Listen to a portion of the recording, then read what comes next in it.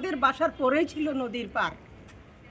আর এই যে বলা হলো শহর ডুবে যেত, যখন শহর ডুবে যেত খুব মজা হতো। মাঝে মাঝে আমাদের বাসার উঠানে কই মাছ সহ নানা রকমের মাছ লাফায় লাফায় আসতো। আমি অনেকগুলো নিজের হাতে ধরেছি।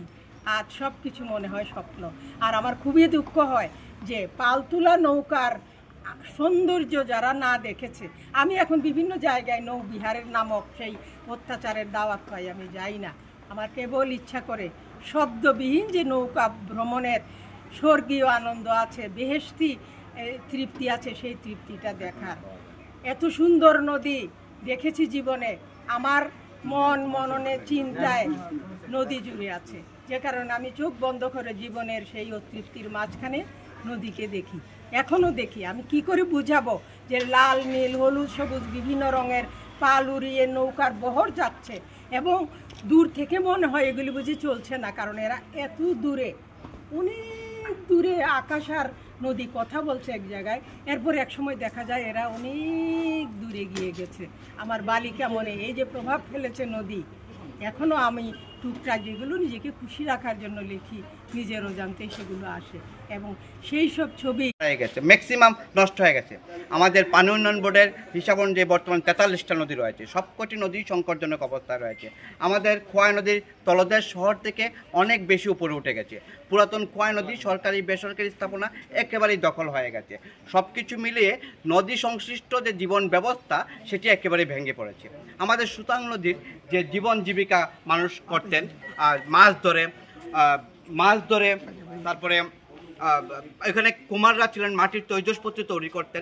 রঙের পাল দিয়ে সেই নৌকাগুলো চলতো, এবং সেগুলো যে কি সুন্দর ছিল। খোয়াই নদীটি শহরের মধ্য থেকে একটি নদী, সেই নদীটি যদি শহরের মাঝখান দিয়ে আন্দোলন করছি, কিন্তু সেটি দখল মুক্ত করা কার্যকর কোনো পদক্ষেপ দেখছি না।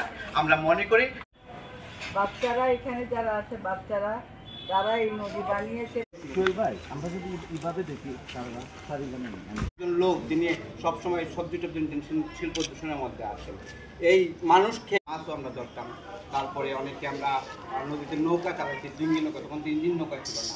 মুরব্বীরা অনেক দীর্ঘ সময় যাবত অপেক্ষা করে আছেন, আমরা আপনাদেরকে ধন্যবাদ জানাই।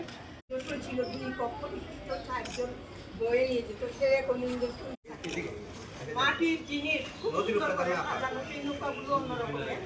তারপরে হাড়, পশুর হাড়, আমার পেট মাসুল দিত, কারণ বাড়ির ইজ্জত যায়। নদীতে আমরা খেতাম, নদীর পানি আমরা আর যেতে যেতে শাপলা তুলিও মাঝখান দিয়ে দখল হয়ে যাচ্ছে। এখন তার মধ্যেও তো এখানে আমি আর সব কথা চলে এসছে, আমি নতুন করে অনেক অনেক দূর যেতে হবে। আমি আর কিছু বলতে চাই না, অনেক কথা বলার ছিল। আর আমাকে বালিকাকে সুন্দর জীবন, যেখানে গেলে আমি শান্তি পাই এবং কল্পনায় আমার যা ভালো লাগে সেগুলো অনুভব করি। তো আরেকটা জিনিস বলি, মাছের কথা এসেছে, কোন কথাটা না বলবো। কাপড় দিয়ে নদী দাঁড়িয়ে বোঝানো হচ্ছে যে নদী কি ধরনের হতে পারে। নদী রক্ষায় এগিয়ে আসবে সবাই।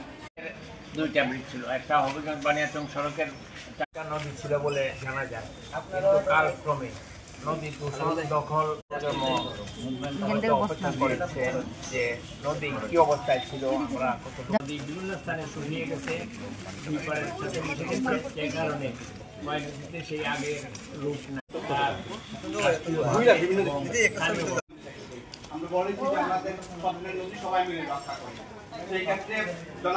মাছও পাওয়া যায় না। নদী আমাদের একটা প্রাণ, আমরা জানি যে বাংলাদেশ নদীমাতৃক দেশ।